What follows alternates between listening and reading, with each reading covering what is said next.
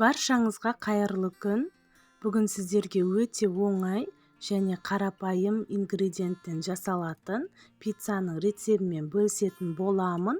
Видеоны соңына дейін қарап, каналыма тіркеліп, лайк басып, комментария қалдыруды ұмытпаңыздар. Алдымен ыдысымызға 2 шай қасық қант, 3 шай қасық ашытқыны салып, үстінен 340 мг жылы суымызды құйып, венчикпен жақсылап бір араластырып жібереміз.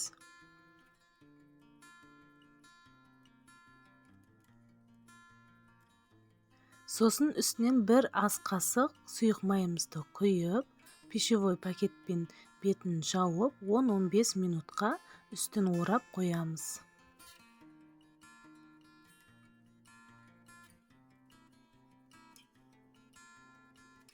530 грамм ұнымызды електен өткізіп дайындап алдық. Үстінен 1 шай қасық тұзымызды салып, араластырып жібереміз. Сұйық массамыз дайын болды.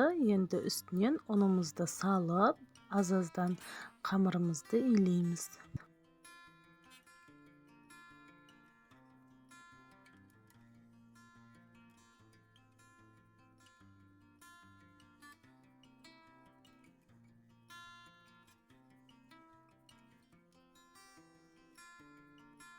Қамырымызды илеп болдық. Енді бетін жауып, орап, жылы жерге 1 сағатқа қоямыз.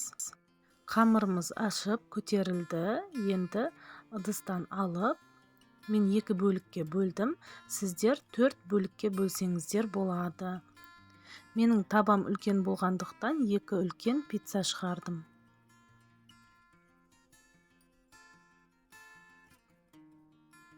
Қамырымызды зуала бөлікке дайындап, 5 минутқа бетін жауып қоямыз. Ал енді қамырымызды жұқа етіп жаямыз.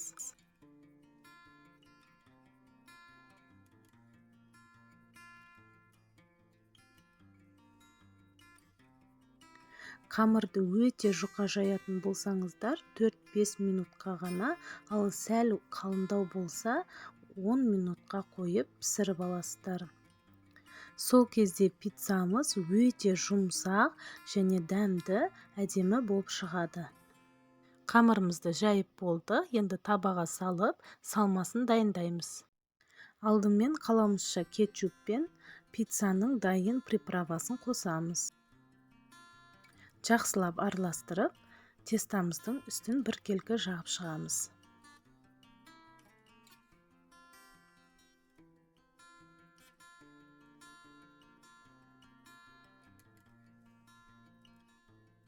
Сосын үстінен қалауымызша майонезді сеуіп шығамыз, бірақ бұл міндетті емес.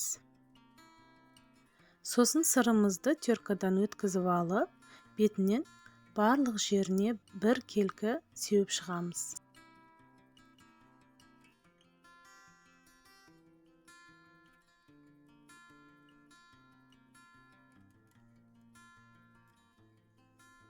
Сосын бетіне колбасамызды сәндеп қойып шығамыз.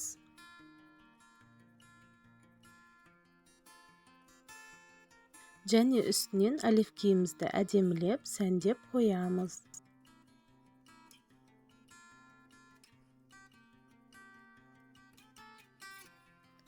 Ал екінші пиццамызды қызанақпен сәндеп шығамыз.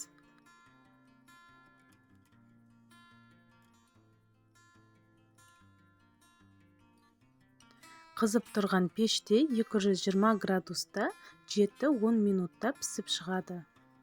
Пиццамыз пісіп дайын болды. Енді қалауымызша бөліктерге бөліп шығамыз. Менікі 12 бөлік шықты. Пиццамыз өте жұмсақ, дәмі өте керемет. Жесеңіздер қайта-қайта жегілеріңіз келе береді. Сіздермен бірге Айжан. Келесі видеоны күтіңіздер.